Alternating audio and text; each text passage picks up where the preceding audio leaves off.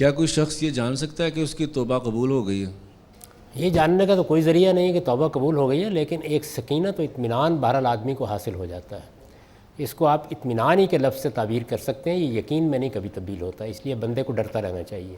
خود اللہ کے پیغمبر کے بارے میں یہ دیکھیے، اتنی غیر معمولی ہستی، اللہ نے عظیم مرتبہ ان کو دیا اور یہ بتایا کہ وہ کیسی پاکیزہ ہستی ہے۔ وہ اپنے بارے میں کیا کہتے ہیں؟ وہ یہ کہتے ہیں کہ مجھے نہیں معلوم ما یفعل بی، میرے ساتھ کیا ہوگا۔ تو اس سے اندازہ کیا جا سکتا ہے کہ اللہ تعالیٰ کے معاملے میں آدمی کو کیسے ڈرے مارے کانپتے رہنا چاہیے۔ وہ پروردگار ہے، اس کی ناراضی اگر ہو گئی تو اس کے نتائج بڑے خطرناک ہوں گے۔ تو ہر موقع پر یہ محسوس کرنا چاہیے کہ میں بندہ ہوں، مجھے بندہ ہی بن کر رہنا ہے۔ کبھی اس زوم میں مبتلا نہیں ہونا چاہیے کہ میں بڑی چیز بن گیا ہوں۔ استغفار کرتے رہیے، آپ کو ایک اطمینان ضرور ہو جاتا ہے، لیکن بس اطمینان، یقین کبھی حاصل نہیں ہوتا۔ یہ تو جب حجاب اٹھیں گے، خدا کی بارگاہ میں پیش ہوں گے، اسی وقت یہ چیز حاصل ہوگی۔ البتہ ایک بات میں آپ سے عرض کر دوں جس کا قرآن مجید نے صاف صاف لفظوں میں بیان کر دیا ہے، وہ یہ ہے کہ کسی آدمی نے بڑے سے بڑے گناہ کا ارتکاب کیا، لیکن اس میں جو لفظ استعمال کیا گیا وہ یہ ہے کہ یعملون السوء بجہالہ، یعنی جذبات کا غلبہ ہو گیا۔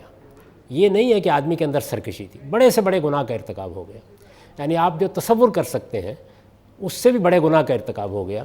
اس کے بعد اس نے فوراً توبہ کر لی، یعملون السوء بجہالہ ثم یتوبون من قریب۔ اللہ تعالیٰ کہتے ہیں کہ انما التوبۃ علی اللہ الذین، یعنی اللہ نے اپنے اوپر لازم کر رکھا ہے کہ وہ توبہ قبول کر لے گا۔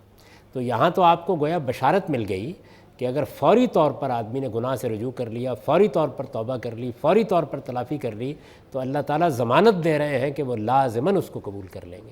اسی آیت میں یہ بتایا ہے کہ اگر معاملہ مؤخر ہوتا رہا یہاں تک کہ موت سامنے آ گئی تو فرمایا کہ پھر توبہ قبول نہیں کروں گا۔ درمیان کے بارے میں خاموشی اختیار کر لی۔ اس کا مطلب یہ ہے کہ معاملہ اب بیم و رجا کے مابین ہے، امید بھی رکھیے، ڈرتے بھی رہیے۔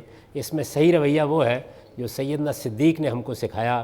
ایک موقع پر انہوں نے کہا، سیدنا صدیق اکبر نے، کہ اگر مجھے یہ بتایا جائے کہ ساری دنیا جہنم میں جائے گی اور میں جنت میں جاؤں گا تو مجھے اپنے رب سے یہ امید ہے کہ وہ میں ہوں گا۔